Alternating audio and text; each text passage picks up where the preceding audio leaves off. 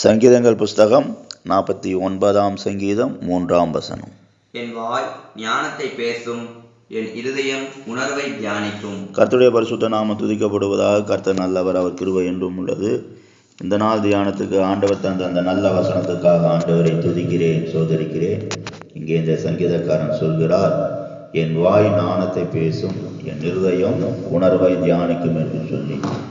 இந்த நாளில் கூட நம்முடைய வாய் எதை பேசிக் கொண்டிருக்கிறது, நம்முடைய இருதயம் எதை தியானித்துக் கொண்டிருக்கிறது என்பதை கூட நாம் இந்த நாளில் சிந்தித்து பார்க்க வேண்டும். அநேகருக்குடைய வாய்களின் வார்த்தைகள், அந்த வார்த்தைகள் கேட்க முடியாததாகவே காணப்படும். அவ்வளோ பயங்கரமான வார்த்தைகளை பேசுவார்கள். தேவன் விரும்பாத வார்த்தைகளை பேசுவார்கள். தேவன் பிரியப்படாத வார்த்தைகளை பேசுவார்கள். பாவம் நிறைந்த வார்த்தைகளை பேசுவார்கள்.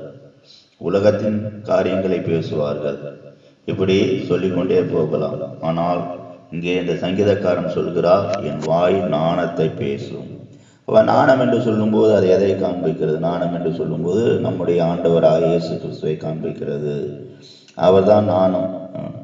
அவர் தான் வேதத்தில் சொல்லப்பட்டிருக்கு, நானே ஞானமும் பரிசுத்தமும் மீட்புமாயிருக்கிறேன் என்று சொல்லி எழுதப்பட்டிருக்கிறது. அப்போ அந்த நாணத்தை நாம் பேச வேண்டும்.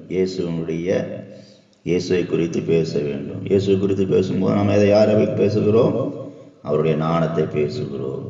அப்போ இயேசு இந்த உலகத்தில் வந்ததை பேச வேண்டும். நமக்காக செய்த தியாகத்தை பேச வேண்டும். நமக்காப்பட்ட பாடுகளை மற்றவர் உணர்ந்து கொள்ளும்படியாக நாம் பேச வேண்டும். இதை தான் இந்த சங்கீதக்காரன் இப்படி மறைவாக எழுதி வைத்திருக்கா, என் வாய் ஞானத்தை பேசும் என்று சொல்லி.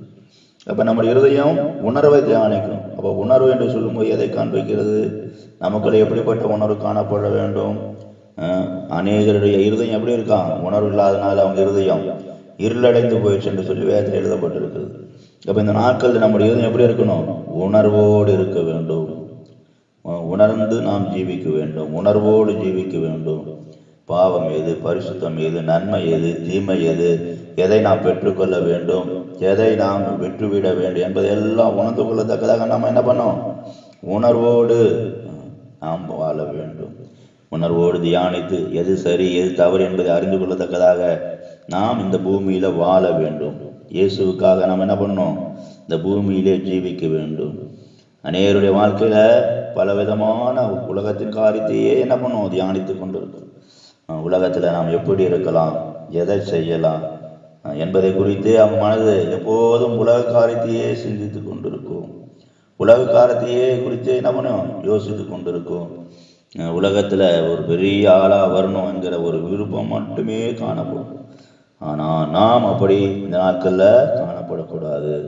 நம்முடைய இருதயம் எப்போதும் ஆண்டவருடைய வார்த்தையை தியானித்து கொண்டிருக்கும்.